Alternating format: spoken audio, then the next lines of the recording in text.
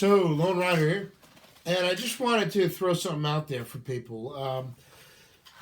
What made me think of this was something I read in the news and saw on the TV just yesterday, as a matter of fact. And apparently, Tom Brokaw, you may remember him from, I think it was NBC. I don't know, in my neck of the woods, it was Channel 4. But he was a news figure, very prominent at the time when I was growing up. He apparently made some statement to the effect that people who come to this country should make more of an effort to assimilate. And I was like, okay, that's pretty much what everybody who's come here has done eventually, right? Historically speaking. What's wrong with that, right? I mean, to me, I'm sitting here and I'm saying to myself, why is this a newsworthy statement? I mean, it's something that I must have said 3 or 4 times this past year. Yeah. Now, of course, the difference is I'm not Tom Brokaw. But I guess it's a good thing I'm not, because what happened is Tom Brokaw got raked over the coals for this, so to speak. People ganged up on him, Twitter mobs and all of that, saying, oh, you got to apologize, you got to beg our forgiveness. This was offensive, this was racist, this was whatever. Like, what? Racist? What the hell's wrong with you? No. Saying that when you come to a new place, you should try and learn the customs and language, and what's wrong with that? Again, historically, that's been what this country has been about. You forget the slogan, e pluribus unum, out of many, one. You forget the expression that was big when I was growing up, the idea of a melting pot effect. And you forget the experience of basically every generation of immigrants that ever came to this country. And basically, unless you're an American Indian or a Native American, so unless your name is Big, really Big Chief, chances are that you or your family or your ancestors came from somewhere else. Pretty much we all did at one point. And all of us worked together to become Americans. So simply reiterating that point, especially in a time when the country seems, it seems there are people who are trying to divide the country along racial or ethnic lines. What's wrong with that? What's wrong with saying that we should be united? I am trying to wrap my mind around how this becomes offensive. So I guess I just wanted to have a general message to people out there. If you're one of those people who finds this or any other commonplace statement offensive, the problem may not be the person making the statement. The problem may be you, right? If you're going to hound somebody and try and ruin their life and tell them they need to get down on their knees and grovel for forgiveness for making a normal everyday statement that you just happen to find ultra offensive for some strange reason, maybe you're the problem, not him, right? Maybe the problem is just that you are easily offended by everything. Maybe literally the problem is that you're just an insufferable prick. Excuse my French, okay?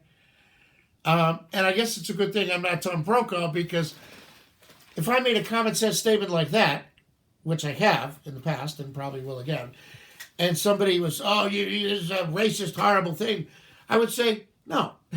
No. You're going around saying I'm racist for making a statement that has no racist connotation? You're accusing me of something I'm not?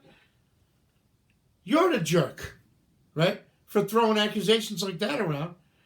You're the jerk for impugning somebody's character and saying that they intended some offense that obviously this wasn't supposed to be an offensive statement, and the only real reason anybody could take it as offensive is if they're easily offended by every fracking thing, in which case, who's the problem, right? The people who are easily offended by every fracking thing. You know what? Get used to it.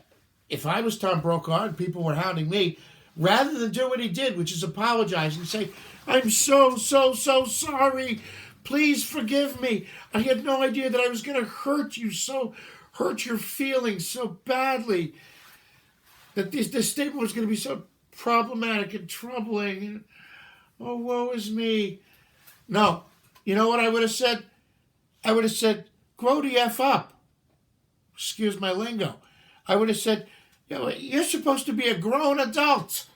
And you're sitting here crying and demanding that somebody's life be ruined and that they be, put in stocks and pillories, metaphorically speaking anyway, over a common sense statement like when you move to a new place, you should try and learn the lingo or learn the rules of the culture.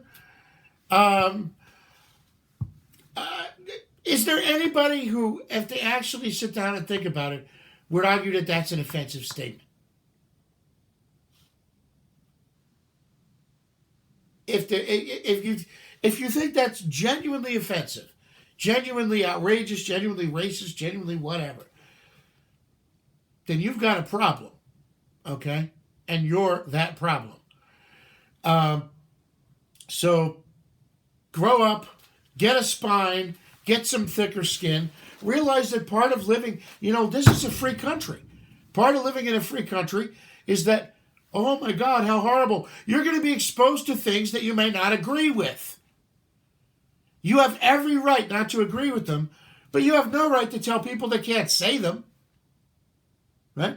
And at the end of the day, how does it help public discourse to go and get a mob, whether we're talking an actual mob with pitchforks or whether we're talking a Twitter mob, and try and hound somebody and denounce them and coerce them or intimidate them into changing their statement or apologizing or remaining silent, whatever? How does it help discourse to know that you can intimidate people to prevent them from engaging in discourse? It doesn't, right? When the ignorant and the intolerant and the pricks have, excuse my language, have the power to tell other people what they can and can't say, then the only people we're going to hear from are the ignorant, the intolerant, and the pricks. And you know what?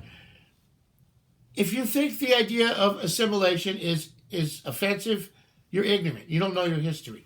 If you think that somebody's a bigot just because they say, or a racist just because they say something that you don't agree with, you're the bigot.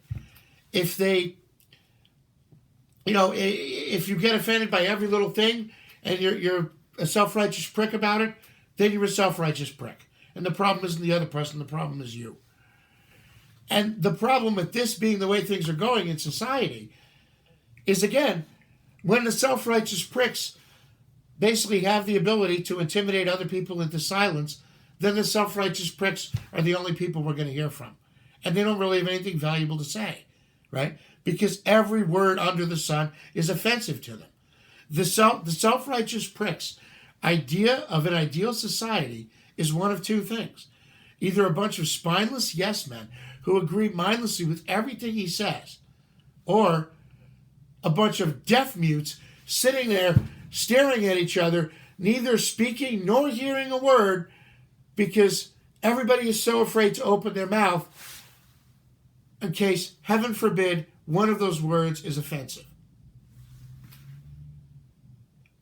I don't know about you, that's not a society I want to live in. And again, we're back to the basic statement, like, how did this everyday commonsensical statement become offensive? I honestly don't know. I guess maybe the self-righteous pricks are further along than we thought. But the rest of us should then try and catch up, shouldn't we? I don't know about you. I don't want to live in a country where the self-righteous pricks hold sway and can tell other people what they can and can't say. And again, if you're offended by every single thing that somebody else says, maybe, just maybe, the problem isn't everybody else. Maybe the problem is you. I mean, just a thought. Lone Rider out.